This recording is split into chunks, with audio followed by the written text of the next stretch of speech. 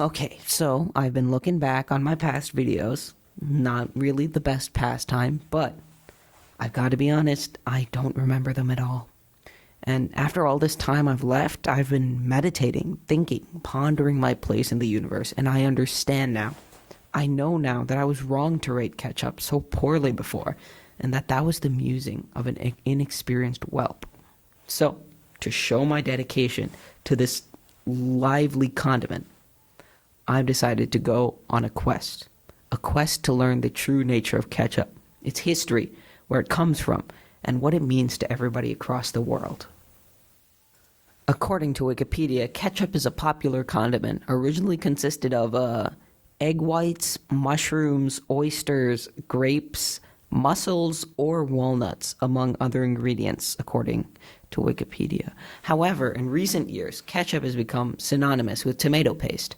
It's also commonly referred to as catsup, ketchup, tomato sauce, and red sauce.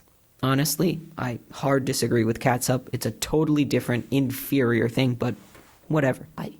Anywho, ketchup's origins are a bit odd. Let's go back a few hundred years. 1837. A businessman by the name of Jonas Yerkes has just stumbled upon a golden idea. You see, the rural areas had begun creating lots of tomato-centric recipes with the turn of the century, after people realized that the reason tomatoes kept killing them were the lead plates they were eating them on, and not the fruit itself. Yeah, fruit, I won't get into it now, but tomatoes grow on vines, so technically they're a fruit like grapes are. Anyways, the internet, save for one mention in a Wikipedia article and a few mentions scattered here and there, has completely forgotten about old Yerkes here, and not many people know how he found out the recipe.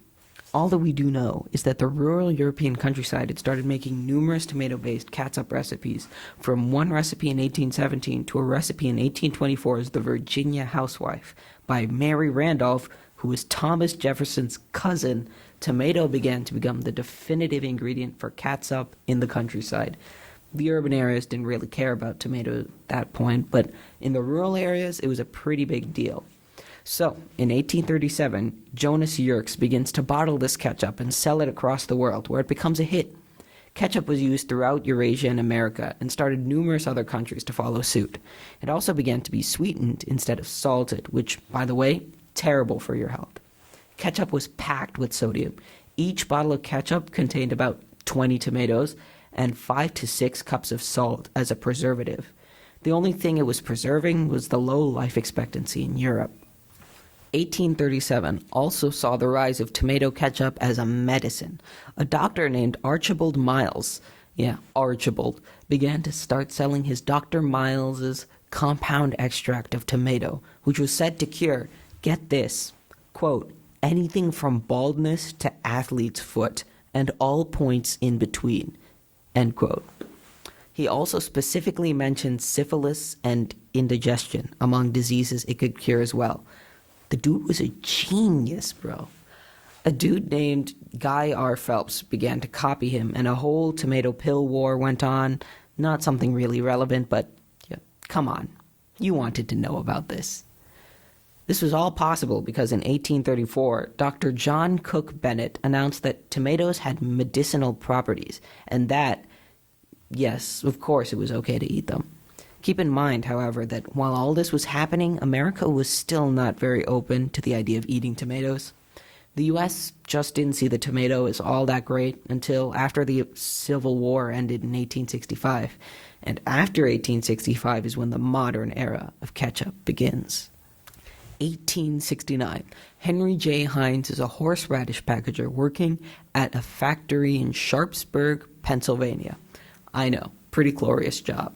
He's the son of 2 German immigrants, born in 1844 in Pittsburgh, and he's just started a big company name. Kinda. You see, his company, the Heinz Noble and Company, went bankrupt just 6 years after it was built, crumbling in 1875. Heinz and his friend L. Clarence Noble have no money to themselves. So they do the only sensible thing and go home investing in stocks and bonds with what pocket change they have left and build themselves up to economic stability from there. And no, they don't, because oftentimes to do something great, you have to be utterly stupid.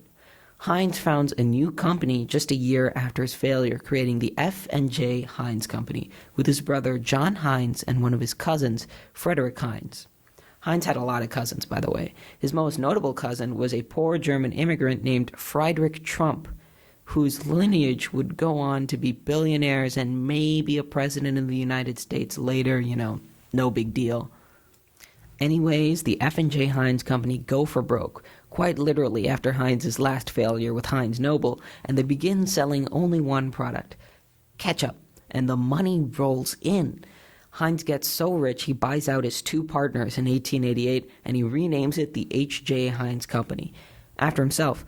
Their slogan, 57 varieties of pickle. Heinz came up with this number because his lucky number was 5 and his wife's was 7, so, that's actually kind of adorable.